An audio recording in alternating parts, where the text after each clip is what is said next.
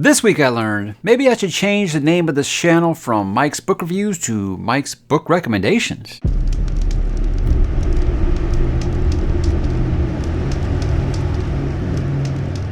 Hey, what's up, bookworms? Mike back with another weekly update as July is kind of rapidly going by. Before you know it, it'll be time for the kids to go back to school. I know they're very excited about that. Mine have an anti-countdown. It's a very interesting time right now, and there's been lots of crazy things going on, but we have found a way to persevere, guys. And we're going to begin this week, like usual, by talking about what am I reading. I did finish John Dies at the End. Yes, I finished a book in a week. It feels like I'm getting back on on the ball here.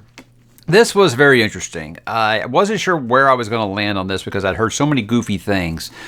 Some said it was just, batshit, Lovecraft. A lot of people compared it to Shaun of the Dead. Other people said, no, it's way more serious than that. It's just very bombastic. It's very strange. I think all these are true. I do feel like there are moments where it kind of leans into horror comedy a little bit. It's kind of hard not to chuckle at it. I won't lie. The first 50 pages, I think I laughed out loud at least a couple times.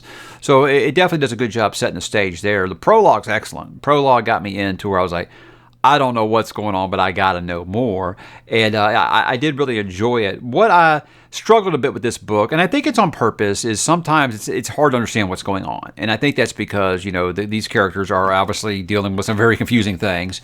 And I think the author kind of wanted to portray that, wanted to confuse the reader a little bit as well. But there is a thing where it has almost like story within story several times, because you've got a framing story, where David's talking to Arnie here at this restaurant and telling him how they got here, but then they'll also have like flashbacks within those flashbacks, and it can get kind of confusing at times, but never anything I feel like that, you're not going to be able to figure out in the end what's actually happening right now, what's not. You might not understand exactly what's going on, because there is some, capital W weird stuff in here. It is strange, man.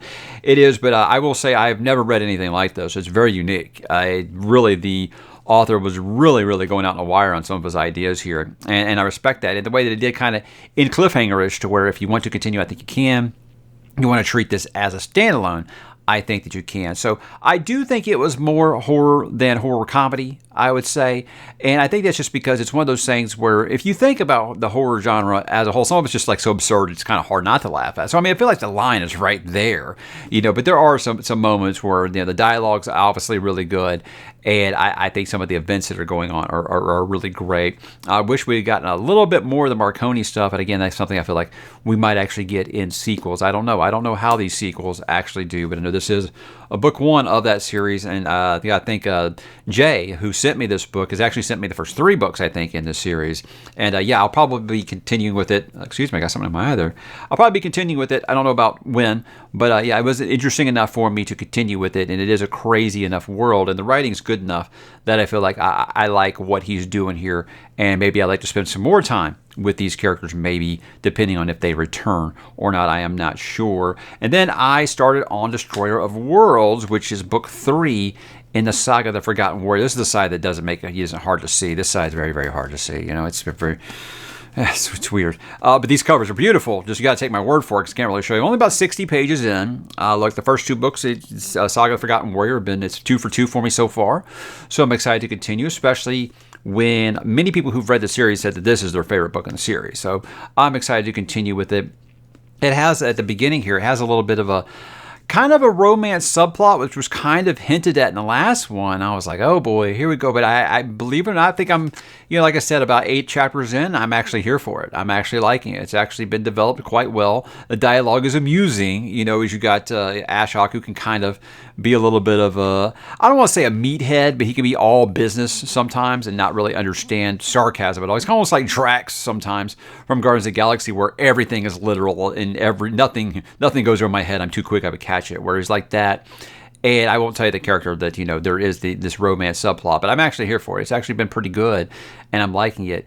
But it is about this inevitable showdown between Ashok and another character in here that I'm just dreading. I almost feel like I did when I was reading Bound the Broken, and, it's like when these characters all come back together, I'm excited to see it, but I'm also anxious because I feel like it might not go the way that I want it to. That's kind of how I feel about things. Same with this, is I like both of these characters right now, and realizing they're eventually going to have to, get out some swords and get to it, and it's going to get very, very interesting what happens at that point. But Larry continues to just be a beast at action, and I feel like he really did a great job developing the rest of the cast in the last book, and now I feel like that you know all those characters. Now you're starting to get the main plot of the series, and I'm very, very interested to see where it goes next, because again, I think if you can create a fantasy world like this, it stays this fast-paced, but doesn't do it in lieu of world building, I think you're doing a great job, and he's really done a great job of building the world up while also remembering to take care of his characters more so than just Ashok. And I think that's just been an incredible development over the course of the first two, and not even a quarter, books here. But yeah, I recommend the series to you if you've been kind of leaning back on it. I know Larry does upset some people, but I'm like Stephen King upset some people, and I recommend his books too. So I'm not going to not recommend books because an author does rub some people the wrong way. As far as the words on the page, very good. Very, very good, and I implore you to check it out if you guys want some fast-paced fantasy. I think you're going to like what you find there. So how about what am I going to read? Well, like I said, I'm not that far in Destroyer of Worlds, so I'll be working on that this week if I am indeed picking up my speed again. Only thing I've got left for the month is The Moon is a Harsh Mistress by Mr. Robert Heinlein. This was actually a gift from Jordan over at iWizard, who did actually recommend that I read this. The reason I put it on there, what I did this month was all things that have been recommended by my patrons, and Jordan went one step further when I decided to read it, and he sent me an actual hardcover of it. So Jordan continues to be amazing. I think he said he wants to reread along with me, so Jordan, I'd say probably end of this week, I'll be picking this up and checking this out, and that's all I've got left for the rest of the month, except for One Piece. Yes, I haven't made any progress on One Piece. Told you guys last week I kind of got demotivated during Skypiea because I got these expectations up here, and it's kind of been down here somewhere. But I'm not giving up. I just, I am really streaky with manga, guys, where I will read 7-8 volumes in like a week, and then I won't read anything for like 3 months. That's why I'm still on Vinland Saga. It just happens that way. I don't think I'm going to take that long to get back to it, but I definitely don't think I'll be getting to Water 7 this month as I originally intended. And Philip, if you're waiting on me, I do apologize. If you want to continue, man, go for it while the iron is hot. I'm not going to deprive you of that awesome engagement that you're getting on your One Piece video. So don't feel like you have to talk to me, wait to talk to me, or have to wait for me to catch up. Do it, and you still want to talk when I finish those, I'd be more than willing to do that. So again, don't wait for me. And again, if you guys want to join me for this sounds like a very, very interesting story. And it made me think of this, just the synopsis alone makes me think of this one mission, I think on Mass Effect 2.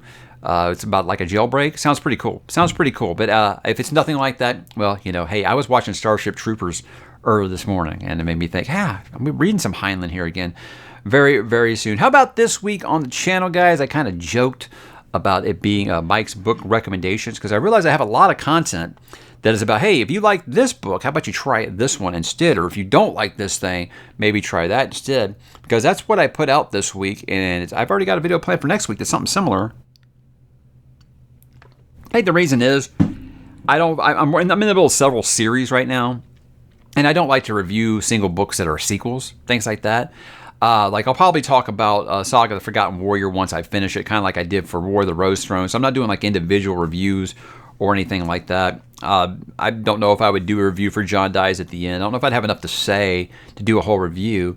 So I said, hey, how about some videos where I just kind of like recommend some things? And the first thing that came to mind was, look, I am reading my Twitter timeline right now, and is everybody just fighting about the Star Wars Acolyte series. And I was just like, God, I sure do miss when Star Wars was mostly something that brought people together. Sure, there's always going to be that shit heels in every fandom, because people are saying, oh, the Star Wars fandom's always been toxic. Not like this, where now you have half people fighting about why it's great and the other half fighting about why it's bad.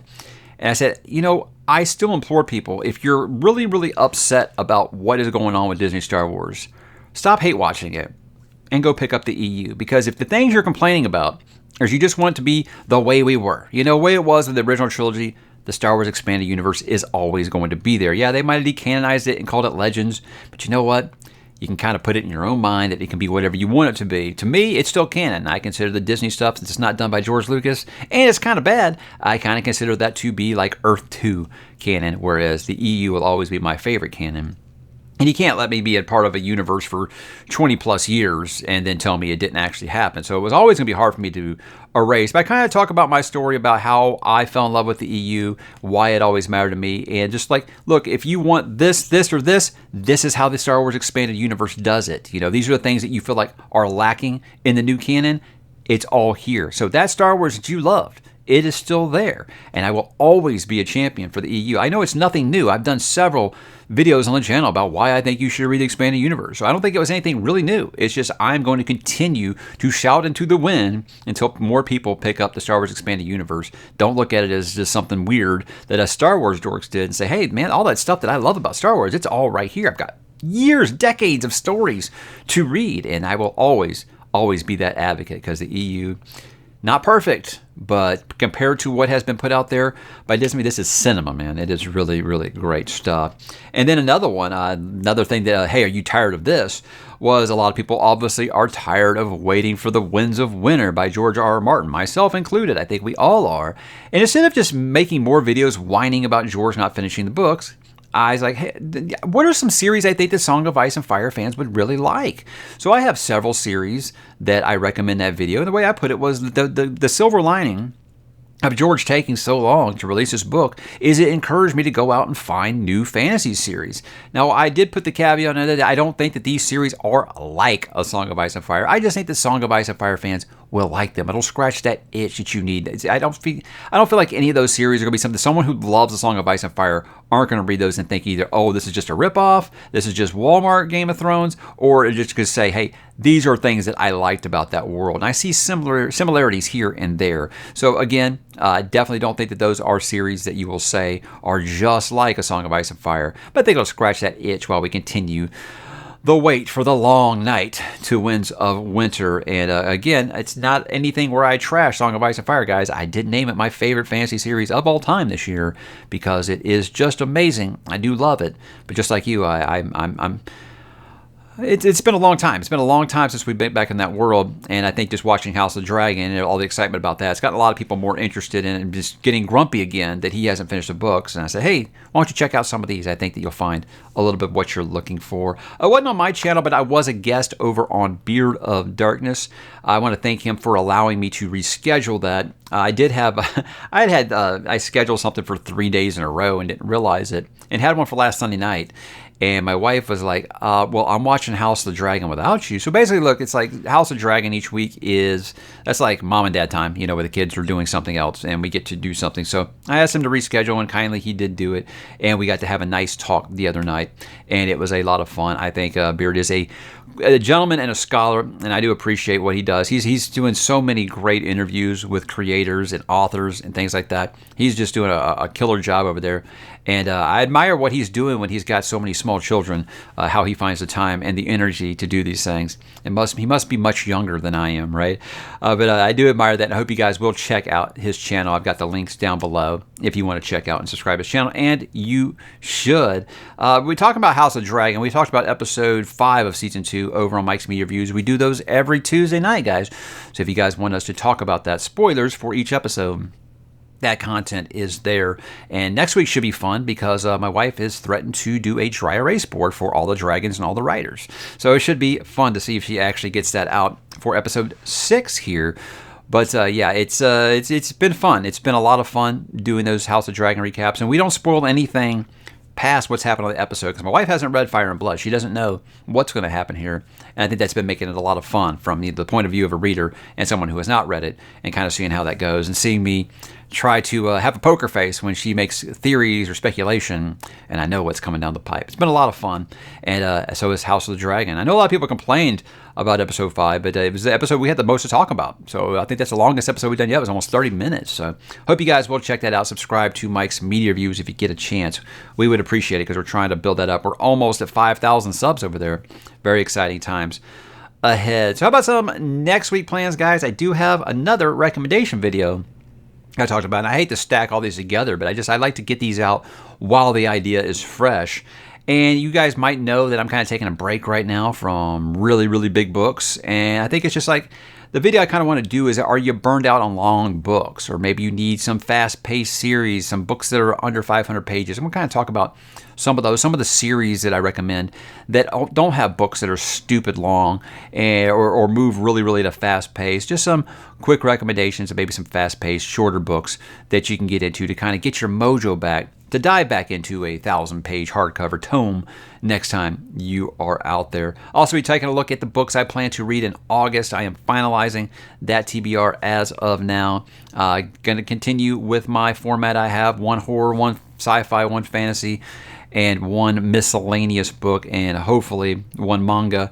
And that's kind of going to be the format I'm going to use for a while until I get to the point where I'm like, I'm only reading one fantasy book a month, and I'm not liking that, just while I'm kind of going through this. But I am trying to make myself read more sci-fi and horror on the channel, since I do state that this channel is for all things horror, sci-fi, and fantasy, and we will continue to do that going forward. On Mike's Media Reviews, we'll probably talk about Cobra Kai Season 6 Part 1, which just released. We have not watched those episodes yet.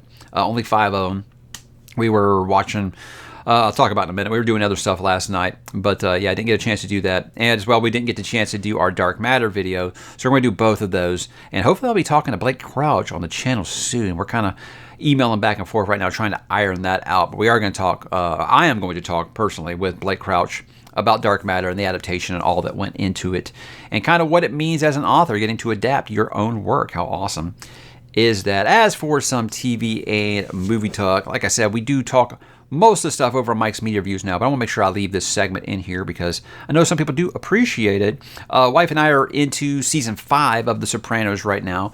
Some really, really good stuff going on. She's actually really enjoying how we're getting to see more stuff of Johnny Sack and his family right now. She's actually enjoying that stuff a lot more than what's going on with the Soprano family. And I'm just like, just wait for it. It's going to be so good. So I imagine that we're probably going to run through that before we start any other long series. Did take a break there for a little bit, but we are back on that. Movie that we watched last night. And again, yes, guys, I let my oldest kid watch R-rated movies, so get that judgment out of the way. I admit I watched R-rated movies when I was a kid, and I turned out okay.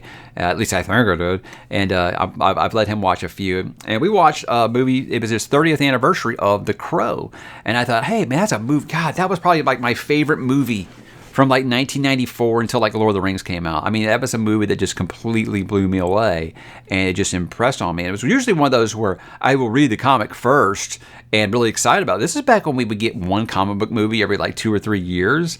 And The Crow is one of those where it exceeds the source material, I think, because I did read the source material after how much I loved the movie, and the movie was definitely superior in my opinion. But both are great. But that movie, wow, has it aged incredibly well. Now, it always has like that really noir style that they were kind of shooting, so it is going to be very, very dark. But it was at a time before everything was like dark and gritty and rainy. It felt like it did it before all that. I mean, look, aesthetically, it's very 90s. I mean, the soundtrack is one of the greatest 90s soundtracks out there if you were into rock music at the time. It's just phenomenal, but it's really, really kind of gives you a somber feeling watching that movie, knowing, you know, obviously what happened to Brandon Lee during the filming of that.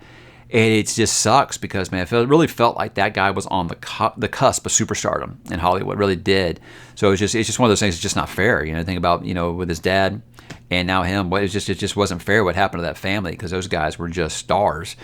And but The Crow, amazing movie, amazing. So many great performances, and some of the cinematography in there will just blow you away. And again, it's one of those. It really has survived the test of time, and just the way that it kind of leaves it. I mean, you assume you know where the location is, but it kind of leaves all that like kind of ambiguous. Kind of lets you put together the pieces if you want to, but it definitely feels like, you know, somewhat of a fantasy world, and obviously you're dealing with the true like avenging angel story. It's really well done. If you guys haven't seen it, please check it out. I was told today, make sure you get the 4K version if you can, because they fixed a lot of the problems that the DVD and the Blu-ray have of using like filter lighting, and that really messed up the aesthetic that they used in that movie. Because I did think that when I first got the DVD, I was like, man, it didn't look like this in the theater. It's so dark. There's that one part where he holds his hand up, you know, it's got the gunshot hole in it, and he looks through it, and he looks through it with his eye. You can't even see that on the DVD. It's so dark. So I've got to see if I can get a hold of this 4K. I watched it on Paramount Plus because it looked really cleaned up on there. I was actually telling my wife, I was like, wow, I've never seen it this clear before. It looks so great. But yeah, great movie. We all had a good time with it. My wife did say it's unapologetically 90s, and I think that's a good thing. thing. It's a good thing. But she did say her feedback was that it kind of felt like a video game. You get your power, you do your training montage, and then you take out these people one by one, and then you fight the big boss, kind of thing. Yeah, it kind of has like that subplot, of course. But formulaic, as most movies in the 90s were, but it's one that's really stood the test of time, I think. And a whole new generation should be checking this out and say, this is one of the best comic adaptations ever. It's just phenomenal all the way around. And Brandon Lee gone too soon. We'll be taking the kids tonight to the local drive-in. Yes, they do still have drive-ins. And out here about 15 miles that way towards Hockley, Texas, we have the Showboat Drive-In, and they'll actually do where you pay one ticket price and you get to watch 2 movies. It has 2 movies together. And just luck would have it, the kids really want to see Despicable Me 4. We've watched 1, 2, and 3 over the past few weeks, and so we're taking to see that. But the double feature is going to be Inside Out 2, which we haven't gotten a chance to see yet either. So my oldest is quite amped for it. I doubt that my youngest can stay up that late because this drive-in, you can't really go until the sun's down. That's not till like 9 p.m. Doubt my youngest is going to be up until 1 a.m., but who knows? Get a couple sodas in them, it might actually change. But it's going to be a late night for us, but we're excited to do it. Anytime you can do some family stuff. And the drive-in is just a blast. You just get you some lawn chairs and sit out under the stars and watch some cinema. It's a good time. So a fun family night should be. I've enjoyed all 3 Despicable Me movies. Minions, we'll see. Yeah, I loved Inside Out 1, so hopefully this will be a fun double feature. But that's all I got going on this week, guys. I'd love to know what you are up to. What are you watching? What are you reading? What are you listening to? What are you playing? And I will talk to you in the comments.